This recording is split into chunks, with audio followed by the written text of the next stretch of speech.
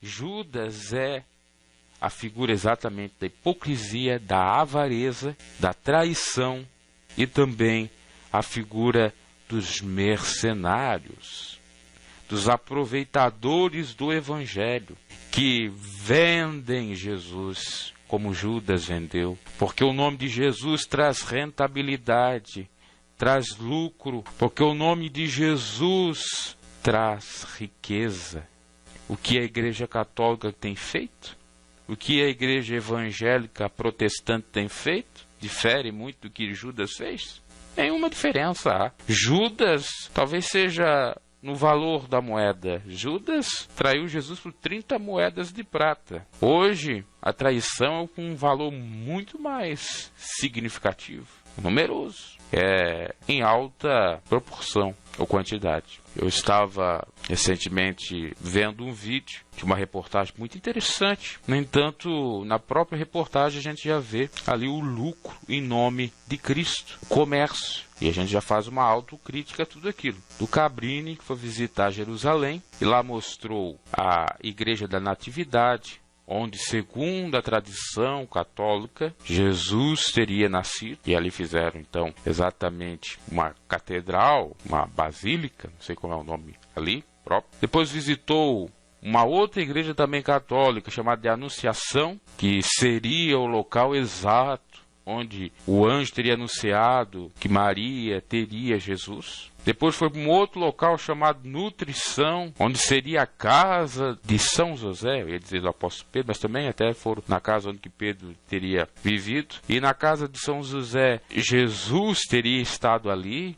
ou ter sido nutrido ali. Enfim, o que a Igreja Católica fez? Se aproveitou, entre aspas, da Terra Santa, dos lugares sacros, que segundo a arqueologia dizem, apontam que ali exatamente seria tudo aquilo que os relatos bíblicos contam, teria acontecido, para lucrar.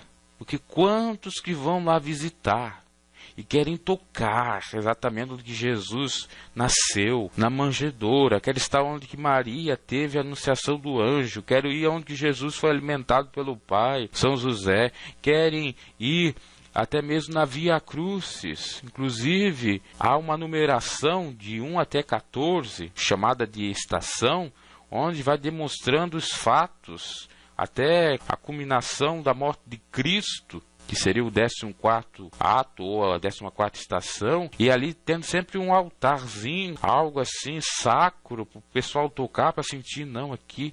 Inclusive diz que existe uma impressão digital de Jesus numa parede, já que a parede era de barro, e ficou ali, marca da mão de Cristo, e agora é protegida com madeira, com pedra e tal. Comércio.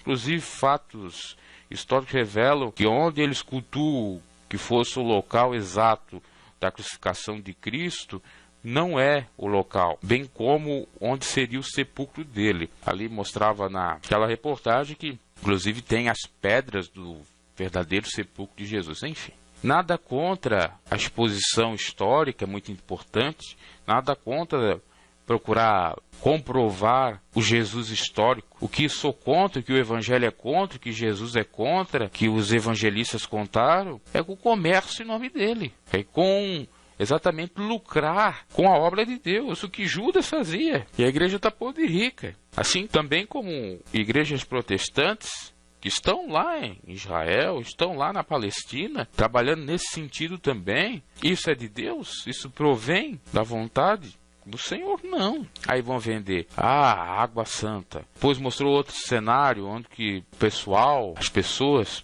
iam visitar o Rio Jordão e se batizar lá. Inclusive o Jair Bolsonaro foi lá como um ato de crença e de fé e tirou uma foto e publicou aí, claro, para ajudar na campanha dele, né? Eu sei que esse venerado minion aí do Jair Bolsonaro fez um manifesto, eu diria até demagogo, hipócrita, dizendo que ele agora se batizou na crença evangélica no Rio Jordão e tal. E na reportagem mostrava exatamente as pessoas vindo do Brasil e de todas as partes do mundo se batizando lá. Como se ali alcançasse alguma bênção, alguma dádiva, bem como tocando naquelas 114 estações que tem ali algum simbolismo, como se a bênção estivesse em Israel, como se nós não fôssemos o Israel de Deus e não pudéssemos alcançar, independente do local, a bênção de Deus. Veja que a religião faz. A religião, ela desvirtua a verdade bíblica de Cristo. Jesus disse para a mulher samaritana: nem no monte, nem em Jerusalém chegará um tempo que é Pai, já que ele é Espírito e em Espírito em verdade, em todo local. O apóstolo Paulo teve a revelação do Espírito de Deus dizendo que nós somos o templo do Senhor. Se somos a morada do Senhor, se Ele habita em nós, em qualquer lugar que nós estejamos, o milagre acontece, porque os milagres seguirão